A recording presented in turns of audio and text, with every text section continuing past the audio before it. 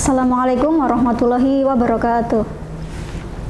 Hari ini berjumpa lagi dengan saya, Ibu Fasihatun Azizah, dalam mata pelajaran Pendidikan Agama Islam dan juga Budi Pekerti untuk kelas 8 semester 2. Sebelum mulai pembelajaran hari ini, alangkah baiknya kita awali dengan kegiatan berdoa bersama ya. Kita awali dengan bacaan bismillah bersama. Bismillahirrahmanirrahim. Semoga dengan bacaan bismillah ini pembelajaran pada siang hari ini bisa berjalan dengan lancar dan juga bisa difahami. Untuk pelajaran PAI semester 2 ini kita itu akan mempelajari 7 bab. Yang pertama, materi PAI kelas 8. Yang pertama itu adalah meneladani sifat-sifat mulia dari Rasul Allah Subhanahu wa Ta'ala. Nah, pada bab ini nanti kita akan mempelajari tentang pengertian dari iman kepada Rasul. Terus selanjutnya juga sifat-sifat Rasul itu ada apa saja. Terus nanti kita juga akan membahas kisah dari 25 Nabi dan juga Rasul. Bab yang kedua nanti kita akan mempelajari tentang hormat dan patuh pada orang tua dan juga guru. Pada bab ini kita itu akan mempelajari tentang memahami perilaku hormat kepada orang tua dan juga guru. Yang kedua, memahami bagaimana sih cara menghormati orang tua dan juga guru. Nanti kita akan bahas pada bab 2 ini. Bab yang ketiga, kita nanti akan mempelajari tentang menghiasi pribadi dengan baik sangka dan juga beramal soleh. Dalam bab ini kita meliputi pengertian berbaik sangka dan juga beramal soleh. Yang kedua, ada dalil nakli tentang baik sangka dan juga amal soleh. Yang ketiga, memahami cara menerapkan bagaimana sih caranya berbaik sangka dan juga beramal soleh. Yang keempat, pada bab keempat ini kita akan mempelajari tentang ibadah puasa membentuk pribadi yang bertakwa.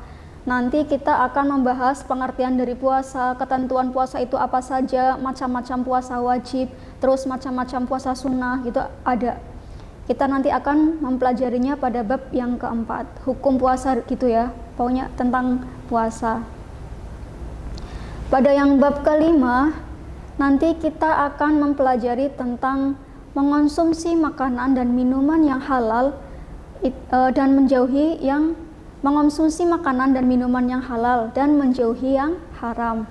Nanti kita akan mempelajari pengertian dari makanan dan minuman yang halal dan juga pengertian dari makanan dan minuman yang haram. Yang halal itu apa saja dan juga yang haram itu apa saja, kriteria makan halal seperti apa, terus kriteria makanan yang haram itu juga seperti apa, jenis-jenisnya nanti dijelaskan dalam bab yang kelima. Lanjutnya nanti ada bab yang keenam, pertumbuhan ilmu pengetahuan pada masa Bani Abbasiyah. Nanti kita membahas pemerintahan Bani Abbasiyah. Nanti kita membahas Bani Abbasiyah itu didirikan dari siapa, tokoh-tokohnya, sejarahnya nanti kita pelajari. Terus perkembangan ilmu pengetahuannya seperti apa saja ilmu pengetahuan yang berkembang pada saat pemerintahan Bani Abbasiyah berlangsung. Terus yang kemudian kita bahas adalah perkembangan kebudayaannya. Kebudayaan apa saja yang berkembang pada saat masa Abbasiyah memerintah. Yang terakhir, ini bab yang terakhir ya. Hidup sehat dengan makanan dan minuman yang halal dan bergizi. Nanti kita akan belajar membaca ayat Al-Quran tentang makanan dan minuman yang halal dan bergizi. Selain membaca ayat, kita juga akan mempelajari apa saja kandungan dari ayat tentang makanan yang halal dan juga yang bergizi. Selanjutnya mempelajari tentang hukum bacaan mim sukun. Seperti itu. Jadi dalam satu semester ini, semester yang kedua khususnya ya, kita itu akan mempelajari jumlah babnya ada 7. Untuk materi yang pertama yaitu ini, meneladani sifat-sifat mulia para Rasul Allah Subhanahu wa Ta'ala. Kita hari ini akan mulai belajar pelajaran bab yang pertama ya, pelajaran PAI bab yang pertama di semester ini, yaitu tentang meneladani sifat-sifat mulia para Rasul Allah Subhanahu wa Ta'ala. Nah, pengertian dari iman kepada Rasul, pengertiannya itu apa sih? Pengertian dari iman kepada Rasul, pengertiannya adalah meyakini dengan sepenuh hati bahwa Allah itu telah mengutus para Rasul untuk menyampaikan wahyu kepada umatnya. Jadi para Rasul ini diutus oleh Allah Subhanahu wa Ta'ala dengan tugas untuk menyampaikan wahyunya dari Allah ya, untuk memberikan petunjuk bagi umat manusia ke jalan yang lurus, sehingga manusia itu dapat mencapai kebahagiaan hidup di dunia dan juga di akhirat. Oleh sebab itu, kita wajib mempercayai dengan sepenuh hati terhadap kerasulan para utusan Allah tersebut. Di sini ada firman Allah yang menerangkan bahwa Allah itu sebenarnya sudah mengutus Rasulnya di muka bumi ini, yaitu Quran surat Ali Imran ayat 163. Kalian bisa membuka buku paketnya, yaitu halaman 136. Di situ ada dalil nakli tentang utusan dari Allah Subhanahu wa Ta'ala. Kita baca bareng-bareng ya. Bismillahirrahmanirrahim. Laqad manallahu 'alal mu'minina idh ba'atsa fihim rasulam min anfusihim yatslu 'alaihim ayatihi wa yuzakkihim wa yu'allimuhumul kitaba wal hikmah wa in kanu min qablu lafi dhalalin mubin. Yang artinya, sesungguhnya Allah itu telah memberi karunia kepada orang-orang yang beriman ketika Allah mengutus seorang Rasul Muhammad di tengah-tengah mereka dari kalangan mereka sendiri, yang membacakan kepada mereka ayat-ayatnya, menyucikan jiwa mereka, dan mengajarkan kepada mereka kitab Al-Quran dan hikmah, meskipun sebelumnya mereka benar-benar dalam kesesatan yang nyata. Quran surat Ali Imran ayat 164. Nah, dari ayat tersebut memberikan penjelasan kepada kita bahwa Allah itu sebenarnya sudah mengutus Rasul dari kalangan manusia sendiri, sehingga dapat kita teladani sifat-sifatnya. Umat Islam wajib mengimani seluruh Rasul yang diutus oleh Allah Subhanahu wa Ta'ala. Kita tidak hanya diperintahkan untuk mengimani Nabi Muhammad Subhanahu wa Ta'ala, kita tidak hanya diperintahkan untuk mengimani Nabi Muhammad, tetapi juga harus meyakini seluruh utusan Allah sepanjang zaman. Jadi kita itu tidak hanya beriman kepada Nabi Muhammad ya, tetapi seluruh utusan Allah yang jumlahnya itu ada 25 Nabi dan Rasul. Itu jumlah Nabi dan Rasul yang wajib kita imani dengan sepenuh hati. Yang kedua, tugas para Rasul. Tugas para Rasul yang pertama yaitu sebagai pembawa ajaran tauhid yang benar, mengesahkan Allah dan meluruskan kembali ajaran tauhid yang sesat di kalangan kaumnya. Yang kedua, tugas yang kedua yaitu sebagai pembawa kabar gembira bahwa hamba-hamba Allah yang taat kelak akan mendapat balasan kebaikan di surga. Jadi hamba Allah yang taat pasti akan masuk surga. Ini sudah ada kabar gembira yang dibawa oleh Nabi. Yang ketiga, sebagai pemberi peringatan bahwa manusia yang ingkar akan mendapat balasan di neraka. Jadi yang taat kepada Allah nanti masuk surga, dan yang ingkar kepada Allah itu akan masuk neraka. Yang terakhir, membina kehidupan manusia agar menerapkan akhlak yang mulia.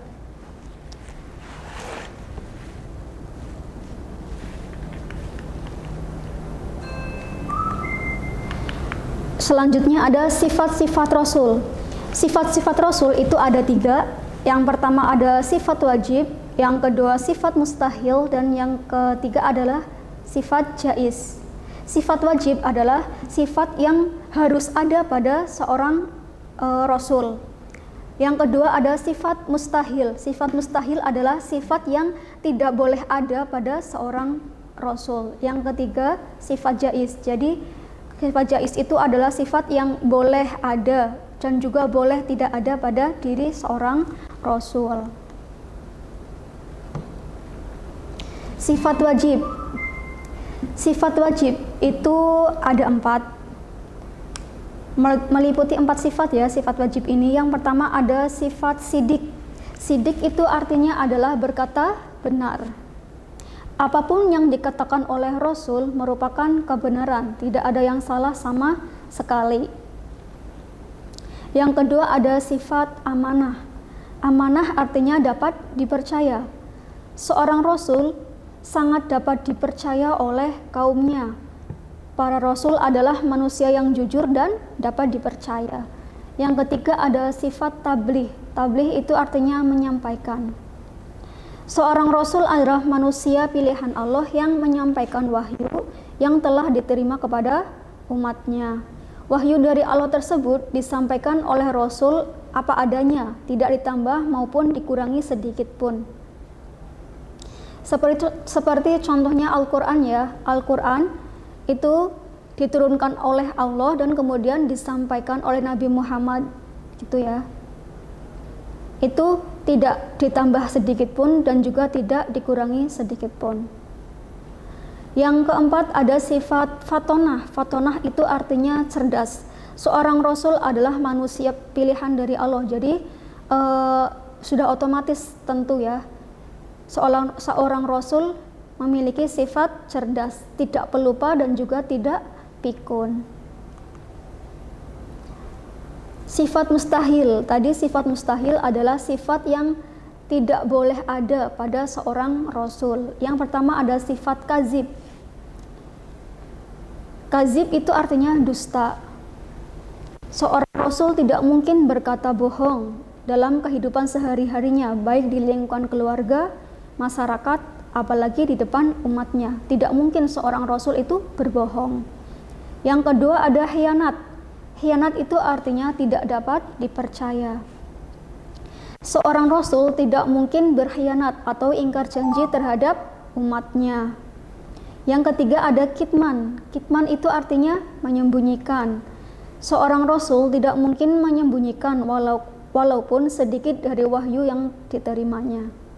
Jadi apa yang diterima oleh Rasul dari Allah itu langsung disampaikan oleh Rasul, tidak mungkin disembunyikan. Yang keempat ada baladah. Baladah itu artinya bodoh.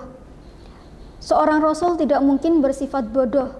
Jika seorang Rasul bersifat bodoh, pasti akan diatur dan dipermainkan oleh umatnya. Jadi tidak mungkin ya seorang Rasul itu bodoh. Pasti seorang Rasul memiliki sifat yang cerdas. Yang terakhir sifat jaiz. Sifat jaiz Rasul itu hanya ada satu, yaitu aradul basyariyah. Aradul basyariyah itu artinya Rasul itu bersifat dan berperilaku sebagaimana kebiasaan manusia pada umumnya, seperti makan, minum, haus, lapar, letih dan lain sebagainya. Jadi semua sifat yang ada pada manusia umumnya itu juga terdapat pada diri seorang rasul. Itu namanya aradul basyariyah. Ya, cukup sekian dari saya materi PAI kelas 8 semester 2. Materi Bu Azi ada kesalahan, Bu Azim mohon maaf yang sebesar-besarnya. Billahi taufiq wal hidayah. Wassalamualaikum warahmatullahi wabarakatuh.